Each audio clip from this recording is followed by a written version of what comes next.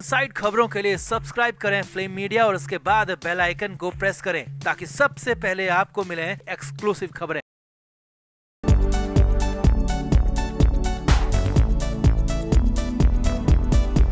BJP ने लोकसभा चुनाव के लिए अपनी पहली लिस्ट जारी कर दी है, जिसमें 195 नाम है। सबसे ज्यादा उत्तर प्रदेश के 51 नाम है। लेकिन हैरानी की बात यह है कि लोकसभा के लिहाज से देश के दूसरे बड़े राज्य महाराष्ट्र की 48 में से एक भी सीट पर प्रत्याशी के नाम का ऐलान बीजेपी की तरफ से नहीं किया गया और अब इसकी वजह भी सामने आ गई है और वो वजह है उद्धव ठाकरे। सही सुन रहे हैं आप, जो कि बहुत बड़ी खबर है वो आपको हम बताने जा रहे हैं। बड़ी चर्चा है कि उद्धव ठाकरे को बीजेपी की तरफ से न्योता मिल गया है, सीटों का ऑफर तक दे दिया है और शरद पवार को सबक सिखाने के लिए उद्धव ठाकरे के भी मान जाने की खबर आ रही है। तो क्या वाकई में इतना ज्यादा झुक जाएंगे, इतने नीचे आ जाएंगे उद्धव ठाकरे? क्या है पूरी अंदर की खबर, सब कुछ आपको दिखाते हैं, बताते हैं। आप इस वीडियो को शेयर करें और कमेंट बॉक्स में जरूर बताएं कि उद्धव ठाकरे को साथ लेना बीजेपी के लिए कितना सही है, कितना गलत, कमेंट जरूर करें।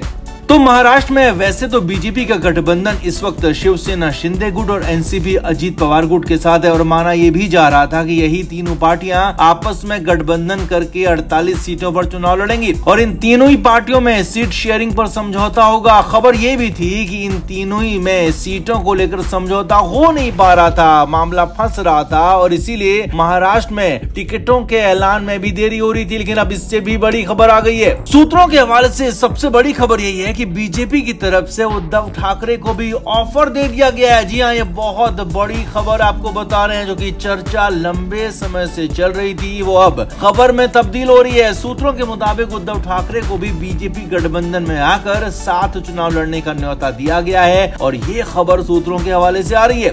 आगे देखिए, खबर है कि उद्धव ठाकरे को सीटों का भी ऑफर दिया गया और वो कितनी है वो भी समझिए। हालांकि उद्धव ठाकरे तो पहले से ही 21 सीटों पर दावा करते रहे, 21 लोकसभा सीटों पर चुनाव लड़ने की बात करते रहे, मगर सूत्रों के मुताबिक खबर है कि बीजेपी ने उद्धव ठाकरे की शिवसेना यूबीटी को महाराष्ट्र की 48 में से 8 सीटों पर चुनाव लड़ने का ऑफर दिया है और ये भी बड़ी खबर है। सूत्रों के मुताबिक सिर्फ 8 सीटों का ऑफर उद्धव ठाकरे को दिया गया और इन सीटों पर न बीजेपी, न ही शिंदे गुट वाली शिवसेना और न ही अजीत पवार वाली एनसीपी लड़ेगी। सिर्फ उद्धव ठाकरे के लिए सीटें छोड़ दी जाएंगी और यही नहीं, एक बड़ा पेज भी इसमें फंसा दिया गया है। उद्धव ठाकरे को इन 8 में से 3 सीटों पर बीजेपी के सिंबल पर प्रत्याशी उतारने के लिए कहा जाएगा। जी हाँ, ये भी बड़ी खबर है। सूत्रों के हवाले से खबर है कि उद्धव ठाकरे अपने पार्टी के सिंबल पर सिर्फ 5 प्रत्याशी उतार पाएंगे और 3 लोकसभा सीटों पर उम्मीदवार तो उद्धव ठाकरे और उनकी पार्टी के ही होंगे, लेकिन उनके पास सिंबल यानी कि चुनाव चिन्ह बीजेपी का यानी कि कमल का फूल होगा और ये भी कहा गया कि ये शर्त रखी गई है और यहीं पर पेंच भी फंस गया। हालांकि पहला सवाल तो यही है कि क्या वाकई में उद्धव ठाकरे इतना नीचे झुक जाएंगे, इतना नीचे आ जाएंगे कि 21 सीटों की डिमांड थी और सिर्फ 8 सीटें उनको ऑफर हो रही हैं और वो भी 3 में उनका चुनाव चिन्ह नहीं होगा, यानी कि अलग होने की कंडीशन में उद्धव ठाकरे के पास सिर्फ 5 ही सांसद बचेंगे और वो भी तब जबकि सभी उनके उम्मीदवार जीत जाएं। तो क्या उद्धव ठाकरे सिर्फ 8 सीटों पर मान जाएंगे? क्या 8 सीटों पर वो संतोष जता पाएंगे?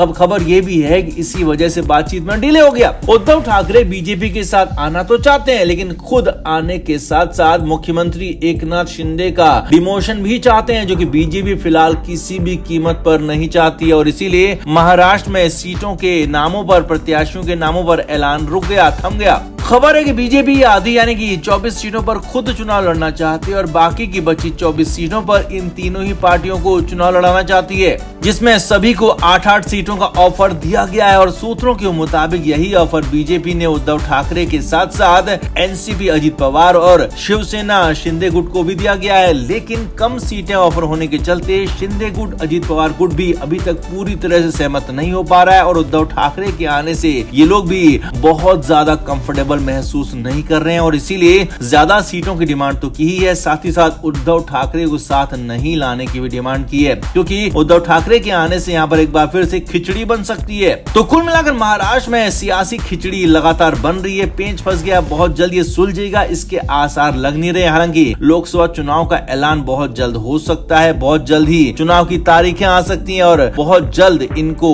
यानी कि महाराष्ट्र में सियासी पार्टियों को चुनावी गठबंधन को लेकर तस्वीर साफ करनी होगी। हालांकि उद्धव ठाकरे के बीजेपी के साथ आने की चर्चा ने दोबारा जोर पकड़ लिया है। अंदर से ऐसी खबरें आ रही हैं जिससे महाराष्ट्र की सियासत में जबरदस्त बज़ बना हुआ है। तो आपका इस पूरे मामले पर क्या कहना है, कमेंट करके जरूर बताएं। वीडियो को शेयर भी करें।